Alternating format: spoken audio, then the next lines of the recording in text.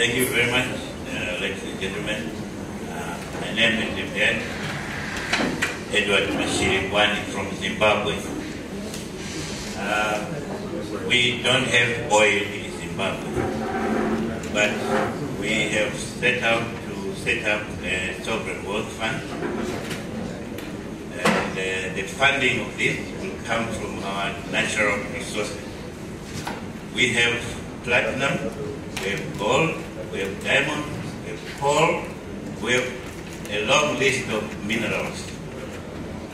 But like all others who are oil-based, these minerals are depletable. And what we've also learned from other sovereign wealth funds is that they are normally surplus-based or funded. We have realized that we cannot create surplus from the current arrangement that we have in the economy. So, how do we fund our sovereign wealth fund? We are going to fund our sovereign wealth fund from revenue of mining companies. I'm talking about revenue, not profit. We are going to have a levy on the revenue, not profit. We have nothing to do with the operations of the company. But what we know is that the natural resources must benefit the people, economically and financially. But how do we do that? Yes, we've been waiting for profits to do that, but we really don't want to interfere with the management of the companies. What we own are the natural resources. So that's where we are going to get our funding. The revenue, not the profit. The profit is for management. There's a lot that goes in profit that we do not want to interfere with. Now, what does this mean? We are a rich country, but very poor. How do we explain this? We are hoping to explain this through this arrangement, where the companies mine the minerals, we give them the right to mine, yes, but I'm not sure. I've looked at the legislation. It does not transfer the ownership of the minerals to the company that has been given the right to mine. So we are discussing with them to say that, I'm sure we have not asked you before, but let's look at this situation. You have been getting money from these resources, that's true. We have not asked you to pay, but you see, you should now also contribute towards our effort of developing our country. We have not asked them. They are not saying no. So, really, it's a question of talking, discussing, and asking for a new arrangement. Now, we are also, these resources will be depleted. We have diamonds, but not forever. We have platinum, but not forever. What happens then? We have holes just to say, okay, this is where we used to mine diamond. So the future generation will say, so where did the diamond go? We won't be able to answer those things. So we would like to work with those mining houses, work together for the future.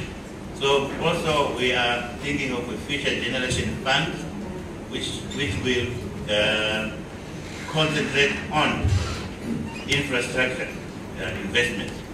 And we are open to partnership with other investors. We get so many scenarios that we can work together on. We have the boot that build, operate, and translate those kind of things, or any other combination that might be suitable to other investors. We are also looking at road networks, railway networks, power generation, water development, schools and hospitals, and also agro-industry enterprises. That's what we are looking at. These are huge projects. We can't go it alone.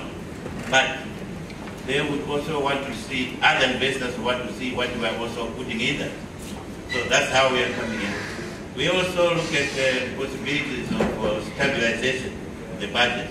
We do not believe that the sovereign wealth fund should be used for that purpose. Budgets are annual, they should be left to the ministries of finance, the taxes, But should there be exceptional requirements in terms of funding the budget, we are saying fine. We should assist, but the next budget, the money must come back as a first chance. We are also, I think those are the main features of what we are looking at. And I really want to say the departure from the others, we are not a surplus country in terms of financing, but we have resources which we have looked at and found out that, true, companies are making profits, but really there's very little that goes to fiscal via profit route. But perhaps we should look at the revenue side, and that's what we have done. Our act is actually saying so.